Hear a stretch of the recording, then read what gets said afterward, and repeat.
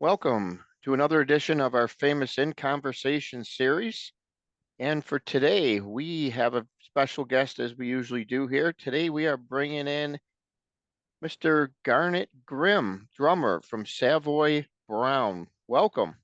Yes, thanks for having me. How are you today, Joseph?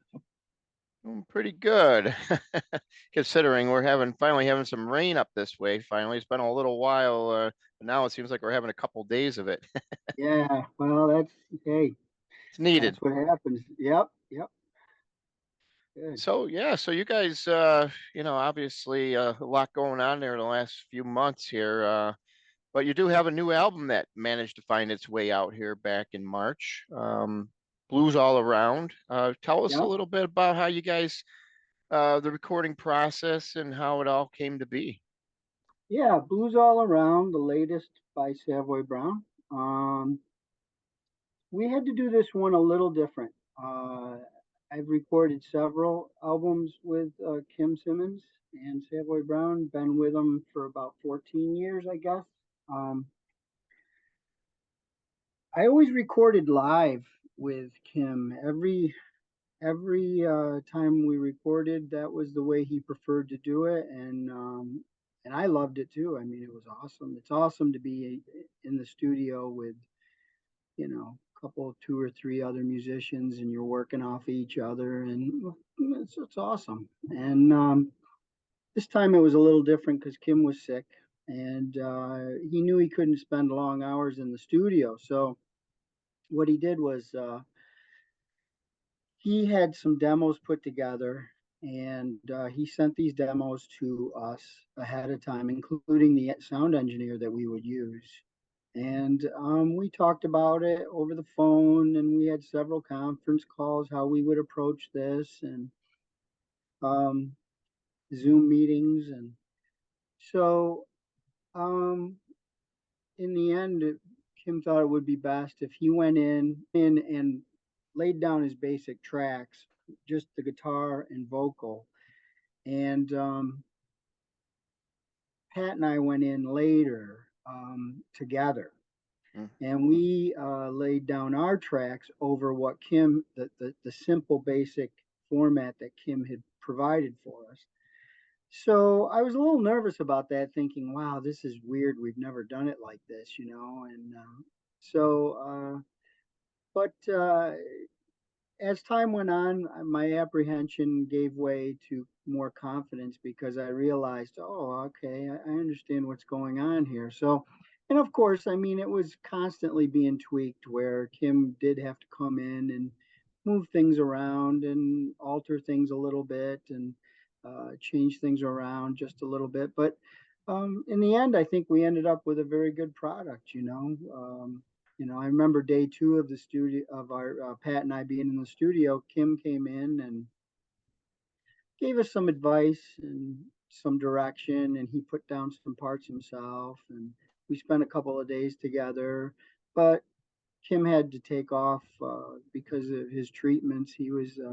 And he wasn't feeling well. He was going through chemo at the time, and but he still was performing great. You know, he was performing well, singing pretty well, and I think the studio part actually was giving him some hope and energy, and I think it was a positive thing for him. So Mhm. I think he really enjoyed that part of it.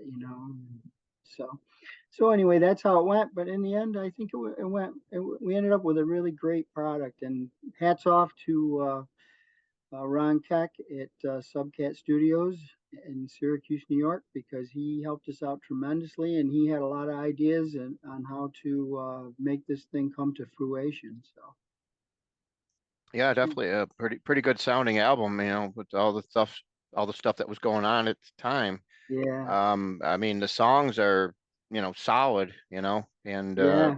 really love the guitar work on the album. Yeah, Kim was playing well, and I'd like to remind some people who might be listening or watching later on here that Kim um, was going through some neuropathy. I mean, he was having a hard time feeling the ends of his fingers. So the fact that he was playing well really lends to such how how great of a musician he was, to Yeah. overcome that stuff. Yeah, Yeah, definitely not easy to do, that's for sure. And to perform at that level, yeah. really, really awesome. So now you guys, what's left? Any chance of doing any kind of road work for the album? Anything planned and anything? Well, I mean, obviously, I mean, the record came out in February, and we've been pumping it hard with interviews. Pat and I have been doing interviews, talking to people all over the world about it. Hmm. We haven't really talked about performing, going out and doing any kind of a tour to support this because obviously Kim is not with us now, and we just felt that it wouldn't, Kim really is Savoy Brown. He was the whole brains behind the whole operation. He started this band when he was maybe 15, 16 years old in his bedroom, and with a bunch of local kids in the London area where he lived. And, he kept this band going for almost 6 decades and took it around the world. Yeah. So, uh, to try and promote the band, a live band, as Savoy Brown without Kim just does not feel right. So now there has been some talk, and I would love to be involved with maybe some tribute shows or something like that. And I think that would be really cool. Hmm. And count me in if anybody's put or if they're putting that together. I'd love to be a part of it. But um, I just don't think that we could tour to support this without Kim. And but we're hitting it heavy with the interviews. That's why we're here. So Yep. Well, now tell us the story about how you met up with Kim and joined up with Savoy Brown, because you've been doing this now for quite a long time compared yeah. to many of your predecessors. Oh, I know. There's been quite a list, huh? There's Yeah. been a long list of people in Savoy Brown and some great musicians. For me, it started in 1999. I was working with a singer, and the person who was managing this singer was also a friend of Kim's. And they started to work on a solo project together. Had nothing to do with Savoy Brown. Kim was putting a solo thing together. It was acoustic blues kind of record, and this manager who was working with Kim asked me would I be interested in laying down some drum parts for that. And I said, wow. I said, Kim Simmons? Yeah, sure. I jumped on it. So went out to the studio that afternoon. I remember it was a beautiful summer day in August, and went out to Kim's place. He had a studio in the back of his house, and I was pleasantly surprised to see Pat DeSalvo was already there. And I had known Pat from just bands in general in the area, the region where we live. So I had known Pat a little bit, but I didn't know that Pat had known Kim quite a while. I did not know that. So they were already friends. But my friendship and relationship with Kim started that day, and really started a nice friendship that lasted right up until December when Kim unfortunately passed, December of 2022. And so I had known Kim. We were friends and did some playing together outside of Savoy Brown uh, a decade before I was able to join the band, and was so able to do. Grateful, very grateful for Kim asking me to join and be a part of it. And in what happened was. Uh, Kim had a bass player that was in Savoy Brown at the time in the mid 2000s that was having some health issues. So Pat had been asked to cover some gigs, and Pat called me and said, "Hey, could you help me get ready for prepare for these gigs? With Kim." And I said, "Wow." I said, "Yeah, sure." So we went out to Kim's again, and and we were all friends at this point, so it was nice to see everybody. And we basically, I Pat and I learned 90 minutes of Savoy Brown material, so Pat could do these gigs. So it wasn't long after that Pat, Kim had decided to change up the band and had asked Pat and I to be permanent members of Savoy Brown. And I mean, I was just, honored and floored that he would even ask. And so it was wonderful, wasn't it? And it was a nice transition because it wasn't nerve wracking where, Kim said, okay, buddy, you have an audition Tuesday at 7 o'clock and that kind of thing. It was more friends, and we were just, we eased into it. It was a very good way to do it, to get into the band. It was very easy. I do have to say, the stressful part for me came when I started to do road trips and figured out very quickly that, wow, Kim has a huge fan base all over the world. And I'm now kind of having to uphold a standard that's very high. So there wasn't any you know you really had to be prepared when you were on the road with Kim. He was, you had to know what was expected. And he ran a pretty tight ship. I mean, could make a mistake here and there, but don't keep making the mistake over and over. And uh, if he wanted you to be in the hotel lobby at, we're going to meet at 7 o'clock, that really meant 6:50. you know, so, so there were things that were to be expected, and we all knew that, and yeah, it was great. It was a really great time for me the whole time. So Well, give us a little rundown on your background prior to meeting Kim and everything. What kind of bands or stuff did you play with and stuff like that beforehand? yeah, mostly I had spent a great deal of time. I'll give you the short end of it was I was basically playing gigs around New York, picking up as much work as I could. Some regional bands where we worked quite extensively, some road work. I did some traveling up into Canada. I traveled the United States a bit. Did a couple of trips overseas with bands, but nobody that had the name and the caliber of musicianship that Kim was, proposing. So um, I spent most of my early career playing around a lot of gigs around New York and up into Canada.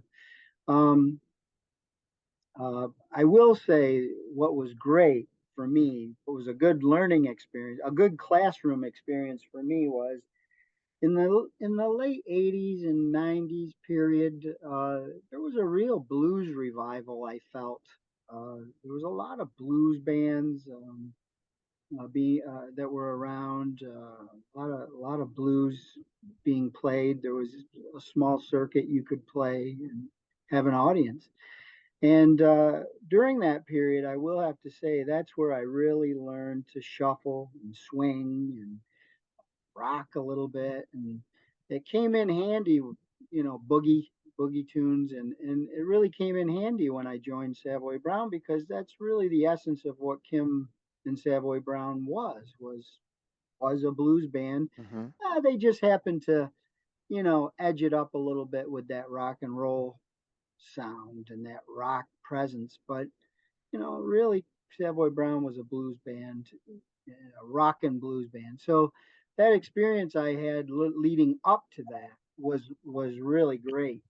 It was a really wonderful experience. So it was a great experience for me, and it proved to be a good lesson, a good classroom playing all those shuffles. I was in a couple of shuffle bands where we shuffled all night long, and those were great. It was a great environment to learn. So yeah, So you got a background in more than just blues then before. yeah, Mm. oh yeah. Well, I mean, I was also a student. I went to a small community college here in Syracuse.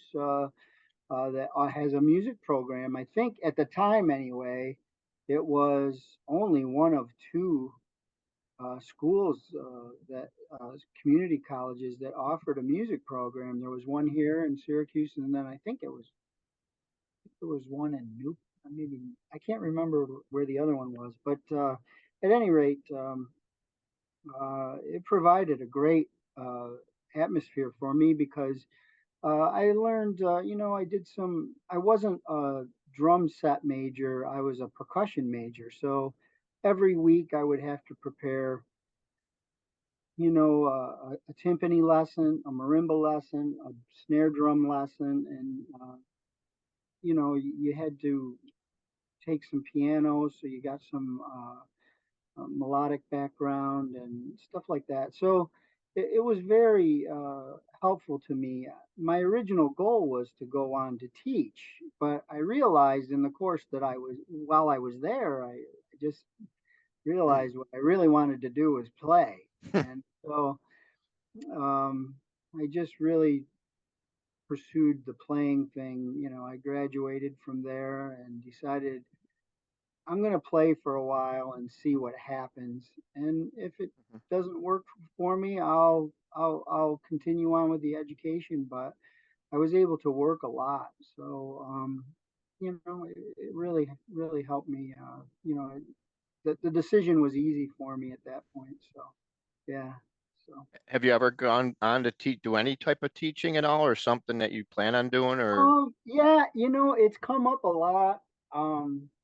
I've had a lot of people ask me about it, and it was funny because just a couple of years ago, in fact, going back to my community college experience, there's another local drummer in the area who does teach a lot. He's got a lot of students, and I actually asked him. I got together with him one day, and I said, "Geez, Kevin," I said, geez, I've never done this. I'm thinking about doing it. I might think about doing it sometime." And he just sort of laughed at me and he goes, "You've never done it." I go, "I've never done it."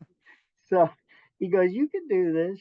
So he encouraged me, but I have never done it. So at this point, so yeah, it might be something I've definitely thought about it. I think it would be a cool thing to do, a good way to give back, and I'd like to do that at some time, I think. But up to this point, I'm still playing. So Okay. Now, on the music scene today, obviously it seems like when you look back on music over the decades, it mm, seems like, you got the 60s, the 70s, the 80s. It just seems like as time has gone on, I don't know. To me, it just doesn't seem like the music today is anything that's gonna be as lasting of an impression as there was earlier on with the 70s, the 80s. What's your take on that whole rundown there? I would agree. I think I think that we're in a period right now, especially with this digital age we're in. And I'm not going to bash the digital age. I think there's some good things about it, but there's some bad things too. And um, I think that with the digital age, there's so much in front of you instantly, and there's a lot of competition for your time. Um, when I was growing up, uh, if you wanted to see a band, um, you know, yeah, there was places like Don Kirshner's rock concerts that they would have on late on Saturday nights that you could catch on Mhm. TV, but you couldn't turn on YouTube and find someone jamming 24/7. And you would have to go to a show. You'd have to go to a show. You'd have to seek out bands that were playing in the area or buy a ticket to whoever was coming through town. And that's how you learned. You bought records, you took time to listen, uh, and I think that all was very good for development because it wasn't instantaneously. It wasn't like a bunch of information in your face all at once. It was kind of slow. You had to, I can remember, geez, I remember, having to learn drum parts, for example, and I can't tell you how many times I had to lift the needle up off of a record and try to Yeah. hear that section again. Or then when cassettes came around, I remember I'd hit pause and I'd try to rewind, play it again, rewind, play it again, and this kind of stuff. It was, now I mean, gee whiz, you got any number of, if you want to learn a specific part or a specific beat or a pattern that you're looking at. I mean, you can look it up on YouTube in a matter of minutes. And yeah, I'm not saying you can grasp it in a matter of minutes, but but it's right there for you. I mean, you can get several examples in a few minutes. So my point is with saying all of that is, yeah, I do think there is, um, we're missing a big chunk of, of, of what made those previous, um, genres, those musicians, those periods of times that we had, whether it was, you had the big band era, then you had the early rock and roll era, and then of course, you had the 60s and 70s where you had this humongous Mhm. influence of musicians. Um, we're missing that. We're missing it. There's a point where it just, um, there's so much. It's hard to focus on one thing because of the technology. There's just so much in front of you, and you don't have to go out to see a band. Really, you can just not do it, and still be entertained at home or with your friends or whatever. So I think there's some things missing that led to those great periods of time in music and entertainment. And I hope we can get it back. I hope there's a way to do it. I mean, I have two kids. They're younger. My son's in his 20s, and yeah, he goes to shows. He knows of new music and new bands and stuff like that. But I don't know that they're breaking ground like Kim did. I mean, Kim grew up in Mhm. an era where, he had these guys like, the Yardbirds, who are a little bit, not a lot older than Kim, but a little few years older. And Kim told me that one time that he would go see the Rolling Stones and the Who, and he would see these bands in clubs, really. Right. So um, we're missing that thing. We're missing being able to see the guys, that are a little older than you, and then all of a sudden you put a twist on it, and and then you got somebody that'll help you promote that. And I think we're missing that chain that we used to have. So I mean, it wasn't all good either. They always say the good old days weren't always good. Well, I mean, you think about all the musicians that got ripped off in the business, and Mhm. so I mean, it wasn't good. It wasn't all good either. So I mean, that was tough times for a lot of people. And a lot of musicians lost a lot of money where, when businessmen got involved with their craft. Mhm. Um, so yeah, I do hope that, we might see, uh, something come along and have the influence that the 60s and 70s had. It would be nice. The only problem is with me and the older generation. You know, it's just like the guys, in the 40s and 50s that came before us. We didn't really latch on to the big band movement, but um, I certainly appreciated those guys. But then rock and roll came along and really changed the world. Now, I Mhm. will say this: there is a strong testimony to rock and roll and the influence of rock on the world, because I mean, I do know a lot of young people that had that. it seems like everybody knows who Jimi Hendrix is, for example, Hmm. but nobody knows. I don't think there's any 15-year-olds who know who Duke Ellington is. And Duke Ellington was a great musician, but I think that there was just something special about uh, that generation, the 70s, 60s, and 70s generation guitar players really had a holding power uh, that's still cool today. Jimi Hendrix, for example, is still cool today. Hmm. And I think that there's something to be said for that holding power that it had that has. That. And I would include Savoy Brown in that same category. I mean, the music that the body of music that Kim was able to put out was incredible. And has a lot of holding power. I think it'll be relevant in years to come. So, Yeah, I think, like you said, with there's nothing that can really replace the true feeling of being at a live show, though. right, You know, I agree. when you're there, the atmosphere, and the cool thing about live is, you don't need it to sound exactly like it was on record because you're seeing it performed, Right. you know. And I think I don't know what your take is on this, but I'm betting it's probably not a good one. But nowadays, there's so many of these new bands out there, or even some of these other bands that have been around 20, 30 years that are starting to like use backing tracks and stuff like Yeah. that. I mean, it's just, I don't understand why they do what they do. Yeah, there's a lot of that going on, and I agree. For me, that falls in the category of just because we can do something doesn't mean we should. Um, I think that you know you're seeing a lot of bands do that. Um,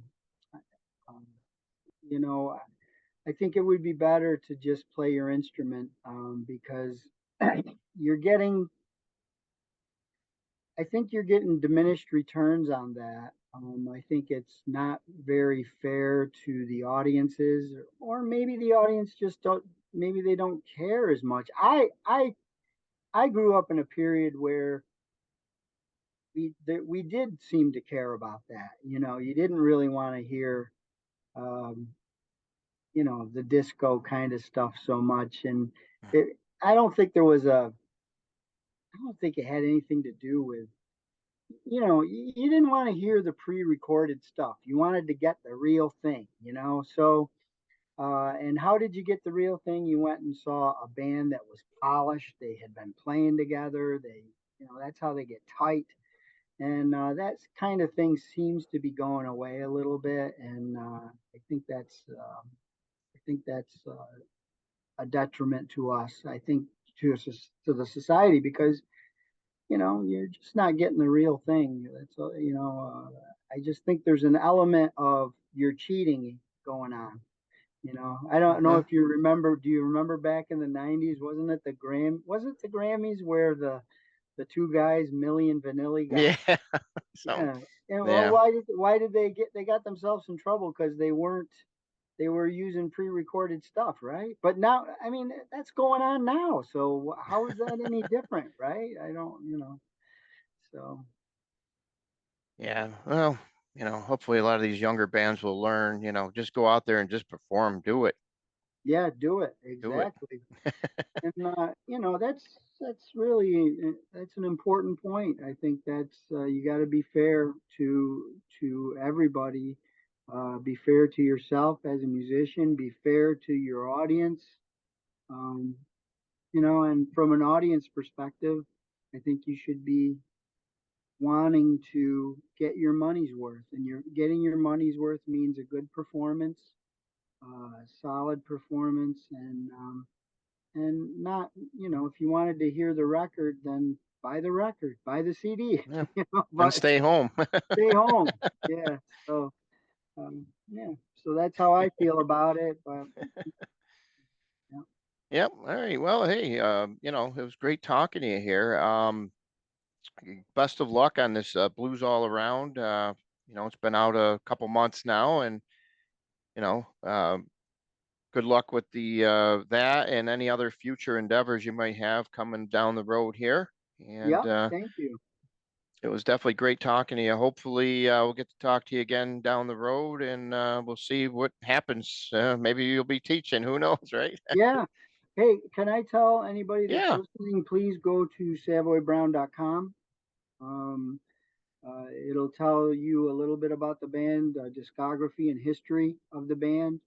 Um, you can get lots of merchandise. You can get some CDs and recordings there, and you can also see some of Kim's paintings. He was a painter, so you could see there's quite a bit to see there at Savoy Brown.